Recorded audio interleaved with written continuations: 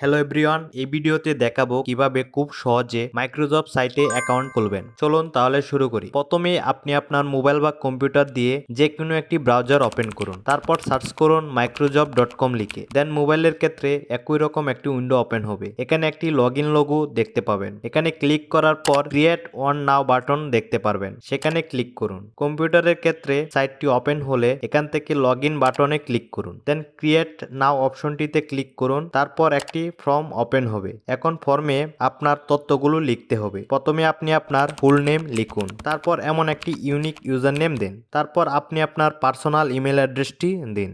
তারপর আপনি আপনার কান্ট্রি নির্বাচন করুন এবং এমন একটি স্ট্রং পাসওয়ার্ড নির্বাচন করুন। পাসওয়ার্ডটি অবশ্যই 8টি অক্ষরের হতে হবে এবং একটি ছোট হাতের অক্ষর ও নাম্বার থাকতে হবে। এরপর একই পাসওয়ার্ড আবার কনফার্ম পাসওয়ার্ডে লিখুন। সর্বশেষ আই এগ্রিতে টিক চিহ্ন দিয়ে ক্রিয়েট অ্যাকাউন্ট বাটনে ক্লিক করুন। দেন এভাবে আপনি মাইক্রোসফট সাইটে খুব সহজে অ্যাকাউন্ট ক্রিয়েট করতে পারবেন।